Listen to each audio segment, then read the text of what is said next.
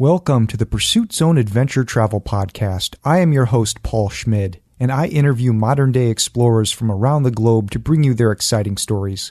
These are people that dream big, break out of their comfort zones, and take on ambitious pursuits. This is episode 154 with Steph Jeavons. Steph just completed an around-the-world motorbike journey. It took 4 years and touched all 7 continents. But before we get to that, if you want to get in touch, you can send me an email at paul@thepursuitzone.com or leave me a voice message at speakpipe.com/thepursuitzone. And now, let me introduce my guest. In March 2014, Steph Jeavons set off on a solo round-the-world overland journey on her Honda CF250L motorbike. She completed her adventure 4 years later, becoming the first Brit to do so by riding in all 7 continents. It was an adventure not about the bike or speed, but about living, learning, and enjoying life. She endured everything from extreme heat to the freezing cold, while camping, couch surfing, and staying with fellow bikers. She is also fundraising for Rally for Life, an organization dedicated to relieving poverty by providing education, food, and shelter to needy families around the world. You can learn more about Steph and her adventure at onestephbeyond.com. Steph Jeavons, welcome to the Pursuit Zone. Hi, Paul. Thanks very much. How are you doing? I'm doing fine. Thank you for asking. How are you? I'm pretty good. Yeah, it's nice to be home for a change. I feel well rested. I've been home nearly a week now and feeling well rested and enjoying my time back in Wales. Before the adventure started, Steph, what were you doing? Well, I was living the good old life in North Wales. I had my own business running an off-road motorbike school. But I've done many things. I mean, I've done many jobs over the years. I've been a zookeeper, a mortgage advisor, human resources manager. But the 5 years previous to me leaving, I was running an off-road motorbike school. Are you back? Are you going to be running that again? No. I'm not quite sure what I'll be doing next, but a lot of presentations to do, a lot of writing to do, but no set plan. I'm just sort of decompressing for a little while before I make any definite decisions. How did you get the idea to do this big adventure? Well, it's kind of a long story. I started off, let's start early on. I had my son very young. I was a bit of a rebel biker chick, let's say. And I always had this, so I had to grow up very quickly, but I always had this dream to travel. Originally, it was just travel. It wasn't necessarily about motorbikes. But as I said, I had to grow up quickly. I had to become responsible, get the job, get the house. But I always kept hold of this dream that one day I was going to do a big trip. But in 2008, I was a mortgage advisor and the markets crashed, as you know. I decided on a whim to go and do a charity ride across South Africa on some dirt bikes with a load of people. And I got some dirt bike training from a guy called Mick Extons, who's a Dakar rider. Now, when we met, we all got together and did some training with him, and we all had a few beers that night. And we decided after a few beers that when I got back from Africa, we were going to set up an off-road school together. And when I got back, the first phone call I got was from him saying, "So are you ready? So let's set up this business." And I'm like, "Oh, really? Okay." And so we did. So I gave up the mortgage advising and set up an off-road school with this practically a stranger. And within a few months, Honda came on board and we became quite a big school and started running tours in Morocco as well. And I think that for me was a big turning point. I decided then that the dream that I've been holding on to for years suddenly became traveling by motorbike. I wanted to originally ride to Borneo to see the orangutans. And then after maybe, I don't know, a couple of tequilas, the dream got bigger. And I'm like, do you know what? I'm going to go around the world. And then eventually I decided I was going to take on the challenge of riding to all 7 continents. Antarctica obviously being the elusive one that people said I would never get to, actually. And of course I did. And how much time does this take to plan? I mean, how far in advance did you have to start? Well, I set a date, and I think that was the important thing for me to make sure it happened, was that I set a date and I said, I have no idea how I'm going to do it financially, physically, mentally, but in 3 years' time, I'm going to leave around the world. And I started talking about it and telling everybody. And that was all part of the big plan, really, was so I couldn't back down as well.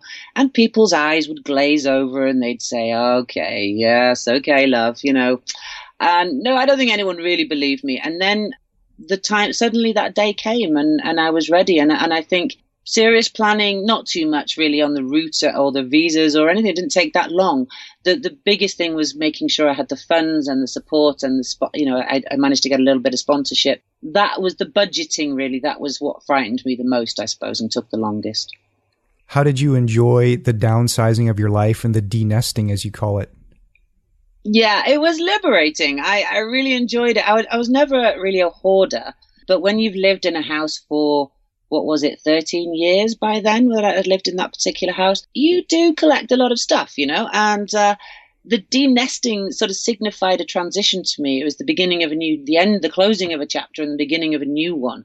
And I like new chapters, it was exciting. And no, I'm not too emotional about objects. So, I kept some of the more particularly special things in my parents' attic, but the rest I was happy to get rid of. Tell me about your bike and how you have it set up for this adventure. I tried to keep it as stock as possible. I made that decision because I wanted, the bike was given to me by Honda. They very kindly gave me a bike. It had just come out on the market. And I said to them, give me one of these bikes and I'll prove that it's a good bike. And that we have done for sure. It's not an expensive bike. It proves that you don't need to spend a fortune. You don't need to buy the big GS 1200 and all the luggage and all the gear, all the Touratech stuff. Nothing against that, but I think that you can do this kind of thing on a budget. And a smaller bike for me has been a great help in the sense I've managed to get it into places and onto things and pick it up in the mud when I'm exhausted, which I probably couldn't have done with a GS 1200. But as far as mods are concerned, I put a belly pan on it to protect it, put some heated grips, of course, very important. I put a screen on the front, again, very important for the wind factor on your neck, that's sort of very tiring otherwise. And eventually I changed the seat, but not until I'd done 30,000 miles on the stock seat, which I think was probably the craziest thing I did. Now, before you left, your bike was stolen. I'm curious, how did that happen? And did you ever find out, because you got it back, obviously, but did you ever find out who stole it? I never found out who stole it. I have a name for them in the sense of what I'd like to call them, but I never found out who stole it. I think it was just a chancer. The bike was outside and locked up, and I think somebody. Well, she'd just recently been in the newspaper, of course, because we did a Steph's leaving off around the world, and the local papers had picked up on it. And maybe somebody thought, oh, there's a nice bike. And it was just 2 days before Christmas. And I just finished all the, those mods that we just talked about. I just finished doing that. And one morning, my lodger, Tom, was leaving for work and came back in and said, Steph, where's the bike? And I was like, no, it was one of those horrible moments. But thankfully, I gave up already. With my off-road school, we'd had 10 bikes stolen at one point and then we never saw them again. And I was very disheartened and I thought, that's it, it's gone.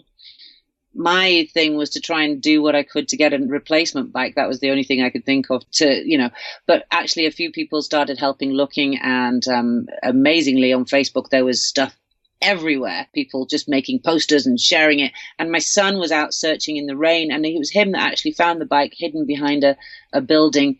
They couldn't actually start it because the immobilizer on it, and had clearly thought, well, we'll hide it here and go back for it. But we found it, thankfully. So.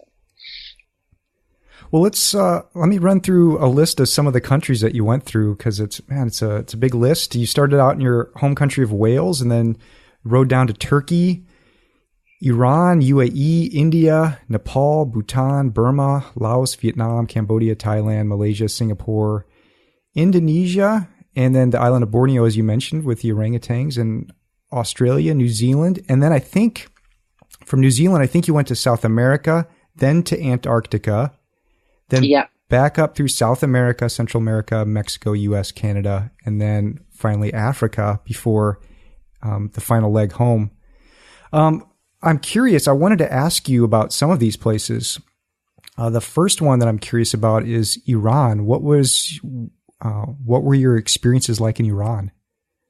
I loved Iran. I got to the border a little bit scared, a little bit nervous, like, okay, what's really happening in Iran? I have no idea. The media, of course, you grow up with that very negative image, but then I'd had a few people saying, no, Iran's great. But what was I going to experience? And I got to the border and they looked at me as if I was an alien, like, what are you doing here? And you have to wear a hijab, which is a very alien thing for me to do, is to take my helmet off and put the hijab on quickly, and terrified that the morality police are going to get me if I show just a little bit of hair, And that's a very strange thing, actually, is when I was leaving Iran, after wearing the hijab for a month, I was nervous of taking it off. And that's what it did to me mentally. It was very strange that I felt naked when I took it off after just a month of being there. So that was interesting. Make of that what you will. But as far as being in Iran, I absolutely loved it. The people were amazing. I barely paid for anything the whole time I was there, including petrol. I'd go to petrol stations and they wouldn't let me pay. I think I paid for one hotel. The rest of the time I was invited in to stay with total strangers. I was fed. I was looked after. If I stopped and looked slightly lost, somebody would be there shouting Nescafe at me and leading me home. Probably the most dangerous thing in Iran was riding along and somebody coming along in a car next to you and trying to give you a bottle of water as you're doing 60 miles an hour down a desert road, because they want to look after you, and that's how it is there. It's an extremely friendly place. I met an Iranian judge who was very friendly, and that was interesting. Again, I drank wine in stealth mode from a teapot with a beautiful Iranian lady, because alcohol, of course, is illegal, but people do these things. I slept on a minefield, apparently. I set up camp, and a couple of chicken farmers, it turns out, came over to warn me that I was camping on a minefield and told me to leave, but I didn't. And so they came back with some eggs and some tea and stayed with me all night. So extremely friendly place. I would love to go back to there. One of my favorite places. Did you do any couch surfing there? Actually, I did. Yeah, I couch surfed with a guy called Mohammed, and he called himself the godfather of couch surfing in Iran, and bizarrely. And couch surfing is actually illegal. They're not supposed to host people. But so a very brave guy, he called himself a free thinker, because it's an Islamic state. So people are supposed to be Muslim, but not everybody thinks the same way as the government, and obviously. And so it was a very interesting experience. He looked after me very well. When I first arrived, he said, would you like a shower? And I said, oh, yes, please. And he took me into this, and I was like, okay, I'm going with a strange guy into a strange building. And occasionally you're thinking, is this the wise thing to do? And you're just aware of what's happening.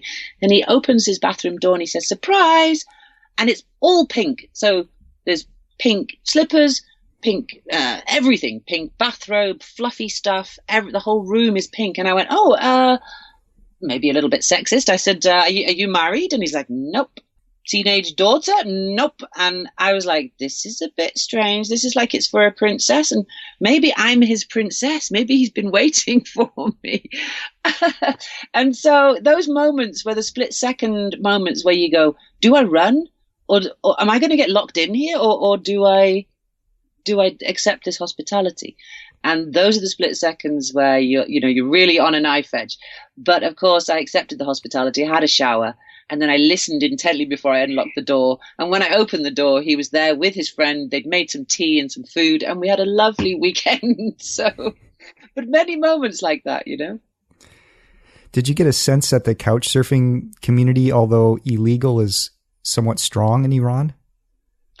I didn't get that it was strong. But I certainly found a few online, and I'm pretty sure it is, because couch surfing is all about hosting, taking no money, showing people a good time, showing people your area and teaching them about your area, and exchanging stories. And that is a big thing in Iran. People love to host. Yeah, they probably don't even need the website. You just find people on the street and they invite you into their house. Absolutely. The next country I wanted to ask you about was India, because this was a very interesting part of your blog, because I don't know the story of how it led, how you got into this situation. You can describe it for us, but you found yourself in what appears to be a very large crowd on a very hot day when you're trying to push your motorbike, and you're feeling like you're getting almost trampled to death. Tell me about that situation. Yeah, well, I mean, it's great that I can laugh about it now, but at the time it was pretty terrifying. And it's like I found the gateway to God, really, because I managed to ride into the biggest Hindu pilgrimage in India.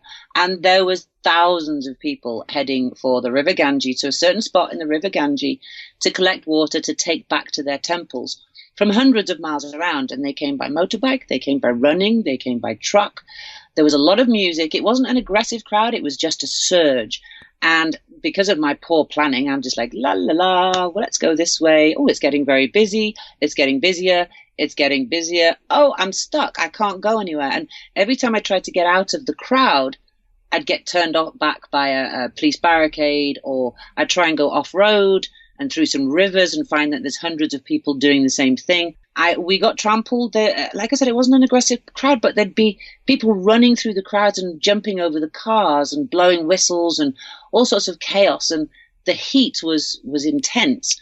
I ran out of water. I nearly fainted several times, to the point where I thought I was holding onto the bike and on my knees thinking, if I faint now, I'm going to get trampled and there's nobody here that can save me. I would sort of catch the police. There'd be a policeman in the crowd sort of beating people back, and we'd catch our eye, we'd make eye contact, and I'd be like, help, and he'd look at me and say, there's nothing I can do, you're on your own, love, and so it was terrifying. And it took me 8 hours to do 10 kilometers, I think. It was a total gridlock. Eventually I managed to drag, with the help of another guy, we dragged the bike into a ditch, and we got trampled again and pushed up against the wall again there, but eventually we got it out and got it to one of the police barricades, who'd barricaded themselves into a hotel and were using that as a base. Eventually they let me through, and I stayed in the hotel for about 20 hours, I think, until it died down. And then I made my escape. So, but yeah, it was kind of again, it's one of those things you look back on, but at the time I really didn't think I was going to make it through. Yeah, geez, that's scary. That's a situation I don't want to find myself in. No.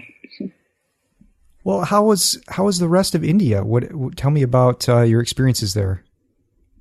I was going to say I loved India, but actually it was a love-hate relationship. I spent about 8 weeks there.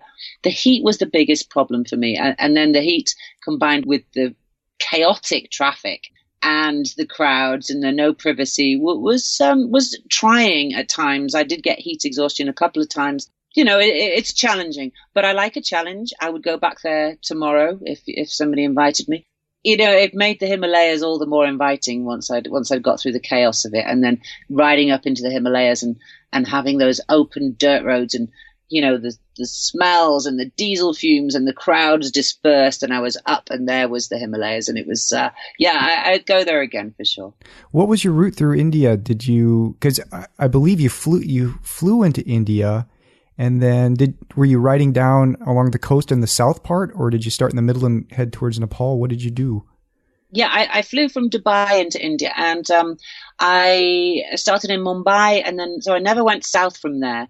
I just basically zigzagged my way across. So it wasn't along the coast. It was sort of a zigzag all the way through. Went to Delhi and Jaipur and all sorts of Ranthambore and all sorts of weird and wonderful places, and a lot of backcountry roads, and then eventually, as I said, up into the Himalayas, into Leh Ladakh, and then across to Nepal from there. Did you enjoy the Indian food? Yeah, I did. I'm not too fussy about food. I'll eat pretty much anything, and I didn't get sick, which everybody expected I would, and of course I expected I would, because most people normally do there, but I didn't. I got lucky, and I found the food very enjoyable, actually. Yeah, very, very nice. Did you get sick in Bolivia? Bolivia. I got sick somewhere, but I can't remember where it was. I think it was Peru. One place I got with my stomach, I got food poisoning, and I was that was in Peru, I think. And I was in a hotel room for 5 days, and I couldn't leave. It was horrible. I couldn't keep anything down or in or whatever, and it was pretty nasty. But that wasn't from. I'll eat from anywhere. I'll eat street food that somebody offers me from their home. I'm not fussy, and it's a great experience. It's a sort of gastronomic education if you're prepared to try anything. But actually, this was from a supposedly I say in inverted commas, nice restaurants. It was a fairly basic restaurant, but it was a restaurant nonetheless, and it looked like one of the higher end ones on the street, and that's where I got sick from. So it just goes to show, that you can get sick from anywhere. Yeah, it just takes one person not to wash their hands or something like that. Exactly. While we're on the subject of South America here, I read a sentence in your blog where you mentioned something about a crash in Colombia. What happened? Well, the thing about foreign traffic is people always say, oh, wow, what's it like driving in this place or that place? But I kind of like the chaos of it. India is probably the worst place for driving. It's just like Grand Theft Auto on acid or something. It's a crazy place to drive or ride. I like the fact that I've got a small bike. I can nip in and out, and it's good fun a lot of the time. But the trick is that you have to look at the way the traffic is behaving. And it may seem like it's chaos and there's no order, but there generally is something. There's some kind of order. Even if it's just like a river, usually, it's like a river flowing, and you've got to expect everything, assume nothing, and go with the flow of the river. And if you try and behave like you would in the UK, for example, then you're going to get hit, or you can't be polite, you can't be trying to obey some rules or whatever. You have to go with the flow of what the locals are doing.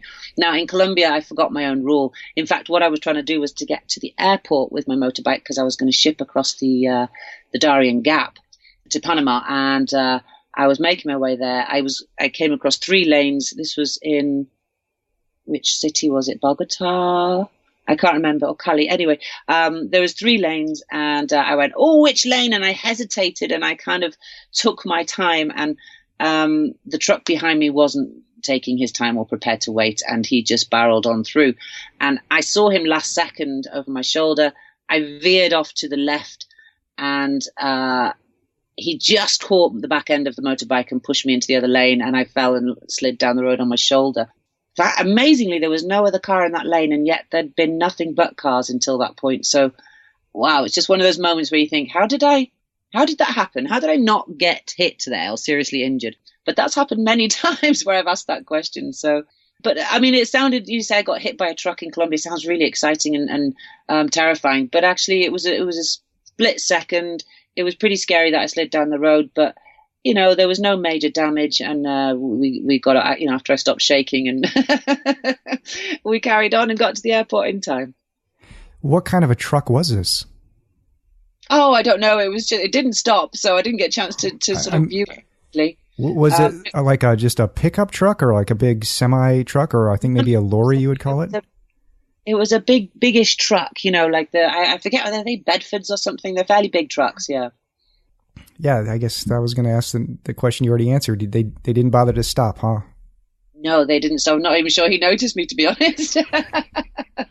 But he was gone by the time I lifted myself from underneath the bike. And of course, by then there was a lot of pedestrians who were running over to help me, which was very nice. So, well, what were the speeds? Were these highway speeds?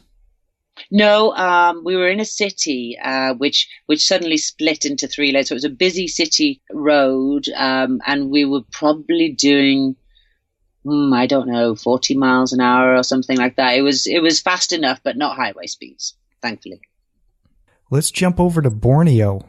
This was a part of your blog where you wrote that you really enjoyed your time here. You spent some time in like an orangutan park. Tell me about Borneo. Yeah, well, it wasn't exactly a park. It was, like I said at the beginning, Borneo was a place I've always dreamt of going to see the orangutans. It was a childhood dream. And when I got to Jakarta in Indonesia, in Java, a friend of mine, somebody, one of the bikers there, who'd helped me out a lot with routes and that kind of thing, said that I know somebody who works for a charity, for the Borneo Orangutan Foundation. Maybe, we could get you to do some work with them. And I was like, oh, really? Yes, please. Of course. And so eventually they agreed to let me go and work with them in the jungle. After many blood tests, they had to test me for everything from AIDS to any kind, all sorts of STDs, to all sorts of weird and wonderful things. You're thinking, why are you testing me for that? But they're, and hepatitis and all that kind of thing, because they're very susceptible apparently to infection and diseases. So they tested for all these, and then they said, okay, you can go, but you can't touch the orangutans. You can just kind of watch what we do. And what they do is they set up jungle schools. So they have rescued orangutans. There's a lot of palm oil plantations that cause a lot of homeless orangutans. A lot of people try and keep them as pets, and then they grow up and they get left in cages. There are all sorts of horror stories, but these people try and rehabilitate them. And if they're orphaned, they start in jungle school 1, and then 2, and then 3. And as they get bigger and older, and then eventually they're released if they're lucky and not too damaged. But in these jungle schools, the keepers, they sleep at night in these cages. But then in the morning, they come out 20 at a time, and they walk with the keepers, or whatever you want to call them, the helpers, into the jungle, and they spend all day there in the rainforest, and they learn to nest and to forage for ants and all that kind of thing. And so I became one of those keepers. And when in the morning when I got there, they said, okay, well, you're going to come with us, but trust us. You are going to be a new toy for these orangutans. You have white skin. You stand out. You're new. You're going to be all over you. And I was like, that's fine. But they were trying to already grab my hair and stuff from the cages. So I'm thinking I'm actually a little bit nervous now. I've been a zookeeper before. So I've worked with apes and chimpanzees and stuff previously. So I know how aggressive they can be actually in real life, wild animal. Not as so cute and cuddly. But so as soon as they opened the doors, they came flying out, and there was about 3 of them on me, pulling my hair, biting me, but not biting me hard. They were like sort of tearaway children. And eventually I learned that if you tickle them, they let go, and they laugh, and they let go. And when it started raining, when we were out in the jungle that day, it started raining, and they became like babies. They were like, oh, and they wanted a hug, and they wanted protection from the rain, and they sort of clung on to you, So it was a wonderful experience, a dream come true. And I got to play with about 20 orangutans for the whole day, or in fact, a few days. I spent a week out there, and it was amazing. At the beginning, you were saying that this organization, they didn't want you to touch the orangutans, but then they're all over you. How does that work? Yeah, well, that was what they'd said in the office in Jakarta. And then when I got there, they were just like, oh, no, come on, we need you. We need you to come and you want to come and experience what it's like to be in the jungle school and to actually see what we're doing. You need to be out there. And so I guess they just changed their minds. And maybe once the blood test came back and they realized I wasn't going to infect them with anything. But, yeah, I mean, they were, like I said, they were all over me and biting me, and I was just hoping they didn't have any infections, So it was much more than I'd ever expected. Well, speaking of all those tests, a question popped into my mind. What kind of shots, what kind of inoculations did you have to get before you left on the big adventure? Oh, well, I had if I remember rightly, I had 13 injections before I left, which is crazy, right? 3 of those, I think, were rabies. It doesn't actually protect you against rabies, I was told. It just means that if you're going to be in a lot of rural areas away from hospitals, then it gives you more time. So I thought, yeah, knowing what dogs are like, especially in places like South America, where they find motorbike chasing a national sport, and they do go and try and bite for your legs and that kind of thing, I thought that would be a wise one to have. I had hepatitis injections, and I can't even remember them all. But yellow fever, of course, is essential. They won't let you into some countries if you don't have yellow fever. So I basically protected myself against anything and everything that was recommended to me. Did you have a lot of issues with dogs? Well, like I said, South America, I was chased so many times. In fact, there was. And they're clever too, and they love it, and they come in packs, and they'll chase you. And I actually got cornered a couple of times. There was one point I took a dirt road, and I was just playing around, wondering what's down this road, kind of thing. And I don't think I had any luggage on with me that day. I was just spending a couple of days somewhere and checking out the dirt roads. And I rode down the particular track, and there was a load of dogs who all came running as soon as they saw me, and like, yes, someone to chase. And I managed to keep riding through them. And then I went over the brow of a hill and came down the hill and thought, oh no, there's a dead end. And there was nowhere to go. And so I stopped and I quickly turned the bike round and I looked up at the brow of the hill, and the dogs had stopped just before the brow. And I don't know if it was the end of their territory or they thought out of sight, out of mind, but they stopped chasing. And I was like, oh, okay. But then, of course, I realized I had to go back that way. But once you've got a bit of speed, you just keep your legs out the way and kick if you have to. I've got big boots on, so because they will bite you. But usually as well, if you stop running or riding, they tend to stop chasing. It's the chase that they're after. But you can't be too sure when there's a pack of dogs, so you've got to be a little bit wary. Let's talk about the travel to Antarctica. So you, from New Zealand, I believe you make it over to South America, and then you have to find some sort of a boat to start making your way to Antarctica. Tell me the story about and the logistics around getting to Antarctica. Oh, well, that was fairly complicated. It took me a while to find someone who was prepared to take me and the motorbike. And I thought once someone will take me, agree to take me, it'll be on a big ship, to get across the Drake Passage. Very scary sea, one of the roughest seas in the world. But eventually somebody agreed to take me, and it was on a small sailing boat. And I thought, okay, well, all I've got to do is get on the boat. And then you've got no choice but to go with it, right? So I rode down from Buenos Aires down to Ushuaia. Met up. I had to have a very small weather window to get across and get to the land before, too much ice and that kind of thing. So I made it in time, got to Ushuaia, met the crew. We put the bike, there was nowhere to put the bike inside, so we had to put her on the deck and strap her down. And I'm thinking, how can I protect her against waves crashing over her? This is crazy. But all I could do really was cover her in WD-40, take the battery out, and then wrap her up in cling film. And that was all I could do. And then wash her down as soon as I could with clean water, which is what we did with the water maker when on board when we got to the calmer waters of Antarctica. And how did you get the bike? You just put it like in a little dinghy and... To get it to the land, once we'd got there, it took 5 days to get across the Drake Passage, which was some of my most terrifying moments. I was very horribly sick. I hated it. I'm not a sailor. And I had to cook for 8 people, which was also quite scary. But once we got there, we then had to figure out how we were going to get the bike onto the land off this boat. What we did was use the dinghy or the Zodiac, which is a 5-man Zodiac. We used the boom to lower the motorbike down, so it was like a crane, and then use some winches to lower her down. And then we put 5 people around the motorbike in a 5-man dinghy. And then we sailed through we rode through the icebergs and wobbled through. It was terrifying again because if you fall in, we didn't have wetsuits or dry suits or anything, and if you fall into that water, you don't have long before your body starts shutting down. And with a motorbike balancing precariously, it was all a little bit dodgy, really. But we got there, we made it, and that was one of the most amazing experiences of my trip, I think, was landing in Antarctica and knowing that against the odds, people told me I couldn't do it, and just the environment was very dreamlike, and the effort made to get there, not just by me, but by the people who helped out. When we got there, we had the Chilean Navy help us celebrate. We had the Ukrainian scientists who were there. We went to their base and landed on there a second time. Got very drunk with them because they make vodka and they have 5,000-year-old ice cubes.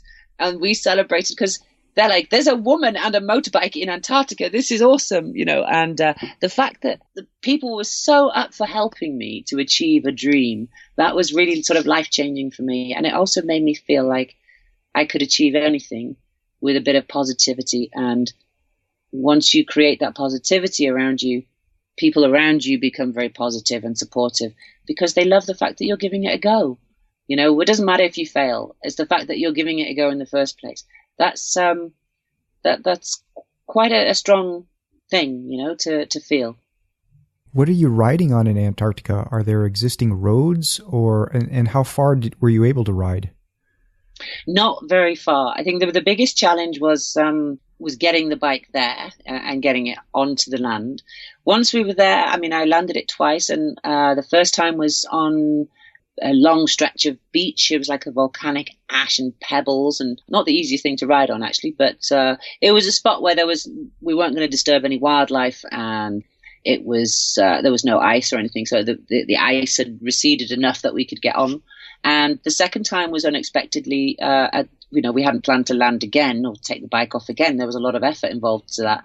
But because the Ukrainian scientists had heard that we were there with a motorbike, they were like, bring it ashore, and so we did. And that time they had a crane which lifted it out of the dinghy onto the land. And we pushed it and shoved it and rode it on the ice and in the snow, and everybody had a go. And it was all just an afternoon of playing and being silly, really. There was no serious mission to get to the pole or anything like that. Maybe that could be my next mission. Those are expensive missions. They are, aren't they?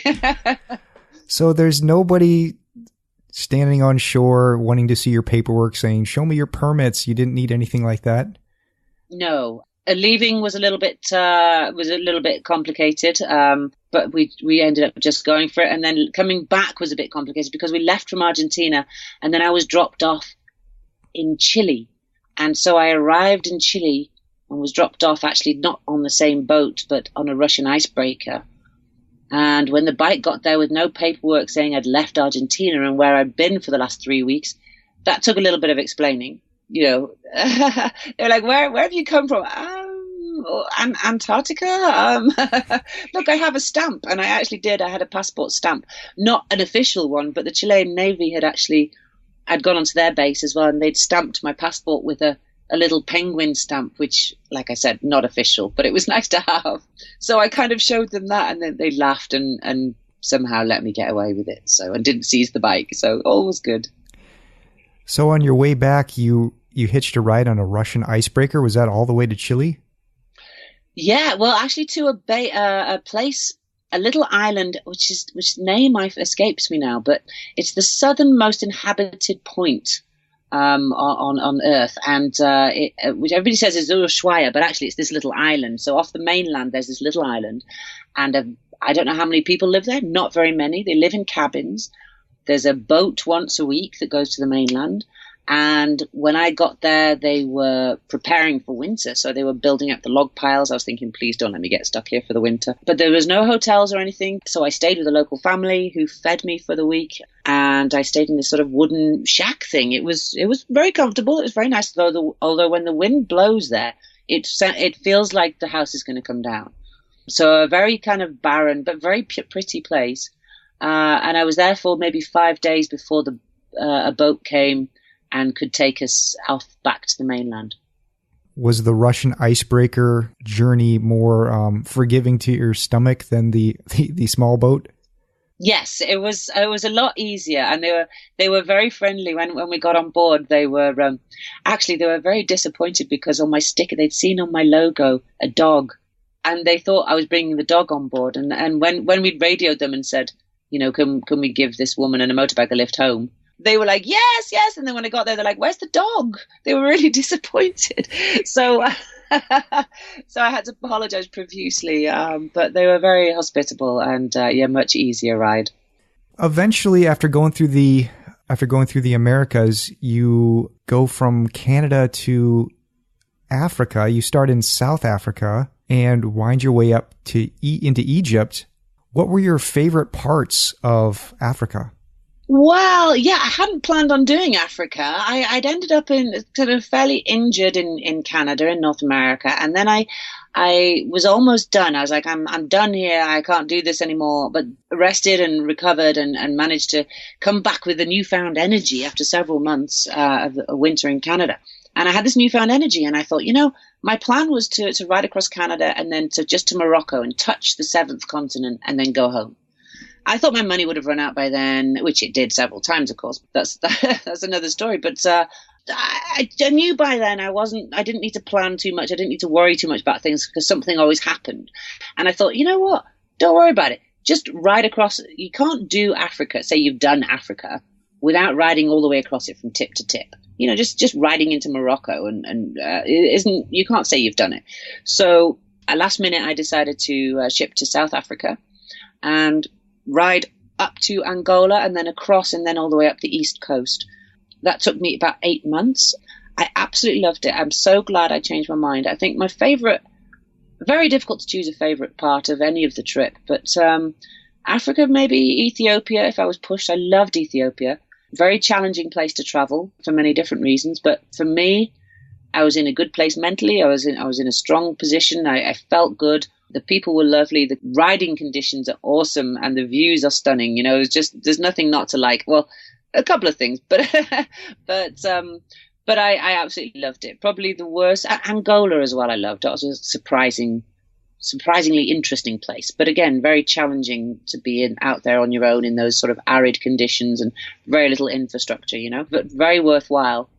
But as far as the least favorite place, I would probably say Egypt. And I hate to pick out a place like that, but because I did make some good friends there in Cairo. But the rest of it, I was very disappointed after leaving Sudan and having such friendly, wonderful people and hospitality. Crossing the border to me was really disappointing because I found that a lot of people were very much trying to rip me off, always asking for bakshish, which is money, as in like, hello, it's a nice day today. For that tip, I'd like you to give me some money. If they do anything for you, they want money for it, and they expect money for it.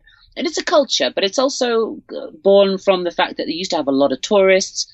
And so where there's lots of tourists, you often get this, a bit like Bangkok, you often get this thing of there's more robberies there, there's more this and that there. But generally, once you get out of those tourist areas, which at the moment, by the way, are extremely quiet, there's hardly anybody there. So I guess that makes people maybe prey on you a little bit more. I don't know. But once you get out of those areas, it was very friendly. I ended up with a police escort practically all the way through in the end because they wanted to make sure that nothing happened to me. And there's a visitor. We need to make sure she's okay.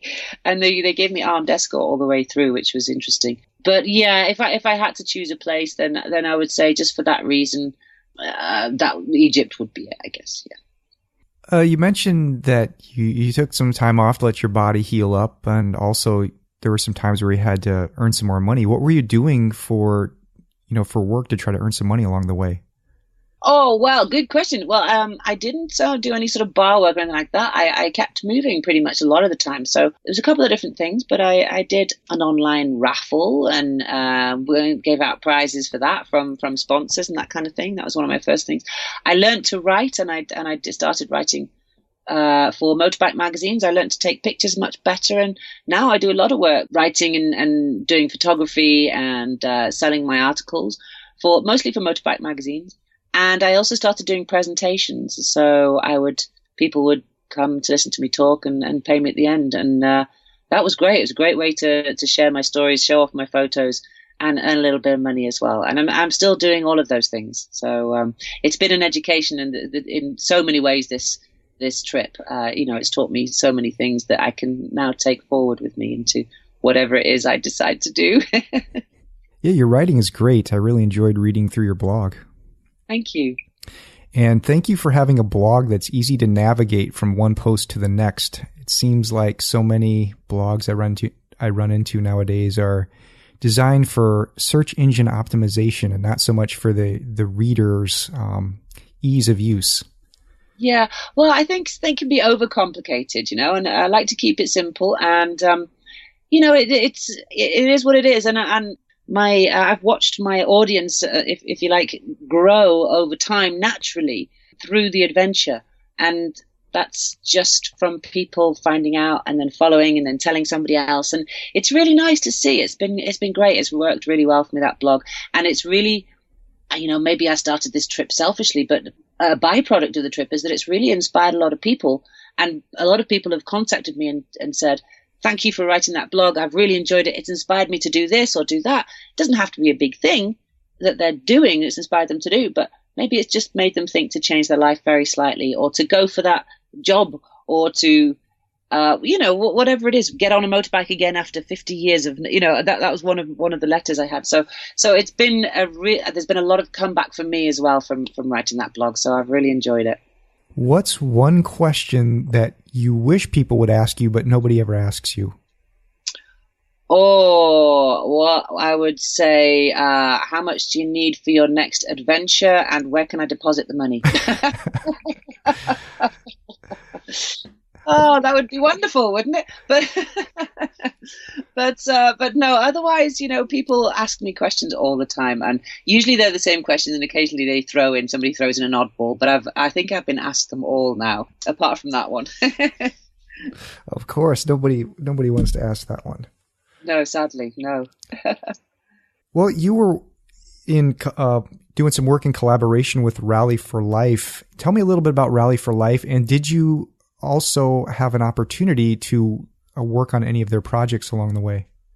Well, I think you described Rally for Life pretty well at the beginning. They were set up to provide basic human needs for people living in poorer areas or extreme conditions. But really, it was set up by friends of mine that I met in South Africa on the adventure that I talked about at the very beginning in 2008. That inspired them to set up Rally for Life, and it was to give back to the countries that many of us like to adventure in, and travel through. For me, it was something that it was great because it was somebody that was running it that I knew was giving 100% to the places that the money was supposed to go.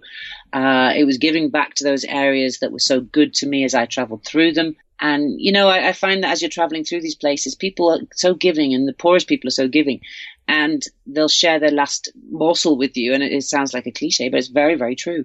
I wanted to give back something in that sense. I also learned that, maybe sharing stories and sharing another part of the world with them was a great way to give back.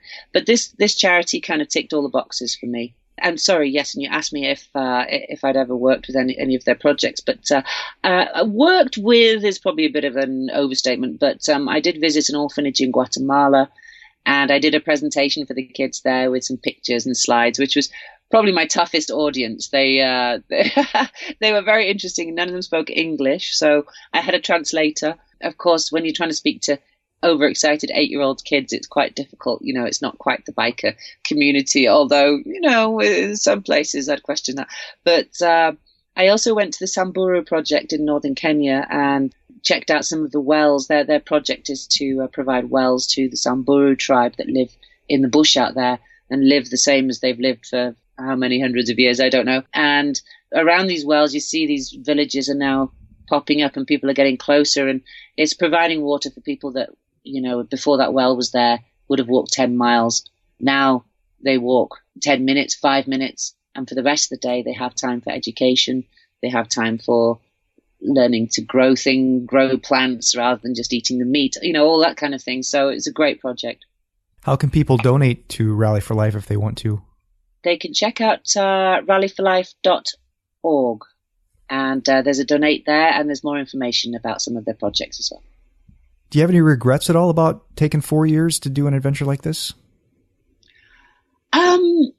None at all. No, I never have had. Even when I felt at my worst, I've never regretted my decision to leave, or for the amount of time it's taken me. It was never meant to be easy, and so you've got to take the rough with the smooth, which I think I've done. I'm very happy with the way it's all turned out. Even though I'm a little bit battered and bruised and broken, I probably added 20 years to my joints, but I have absolutely no regrets. What would I be doing otherwise? I'd probably still have a house and a job and all those kind of material things.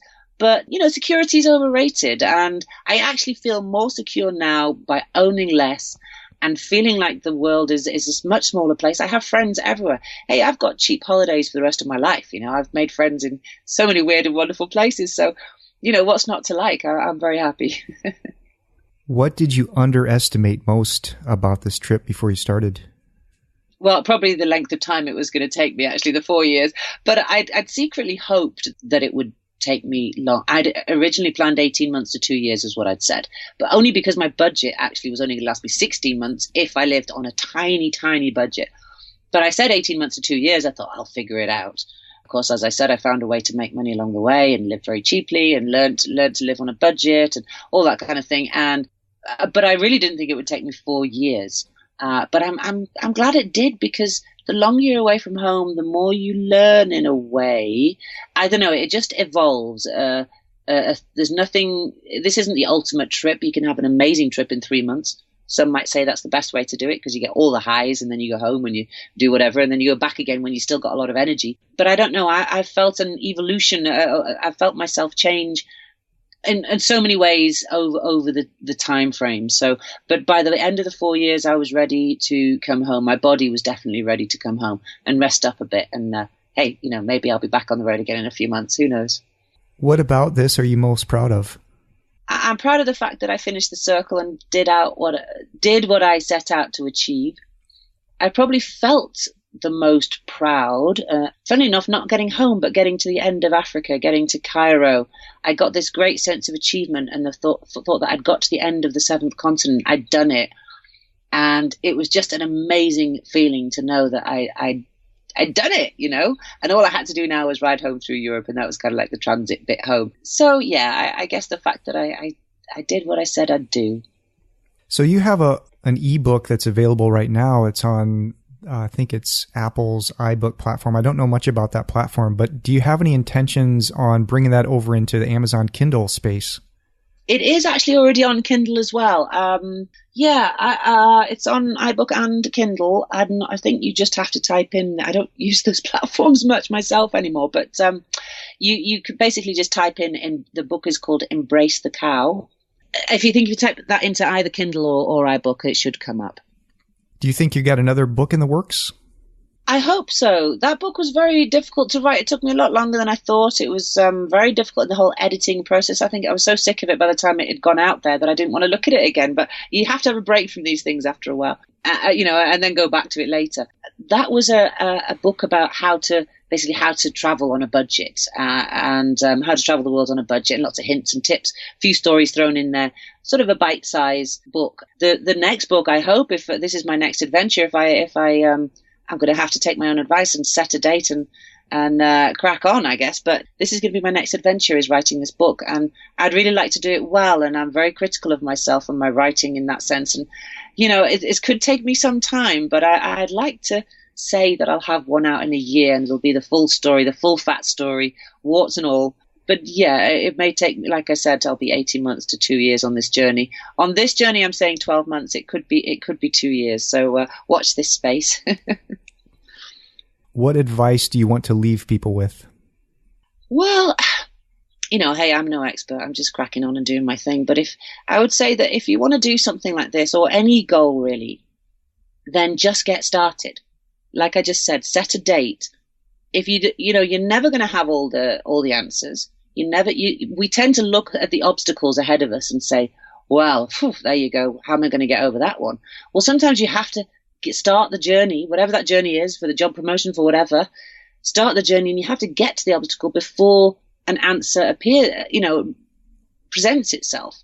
It's never going to present itself until you get there. So stop worrying about the obstacles. And if you don't know where to start, just do something. If you don't know what to do anything, do something.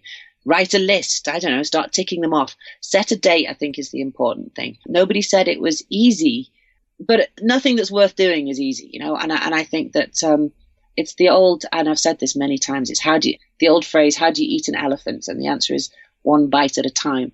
And I think the important thing is to set a date and say, right, okay, I'm going to eat that elephant by, and it could be 3 years' time, it could be 4 years, it could be 5 years. You've no idea how you're going to reach it, but set a date and just take it one bite at a time.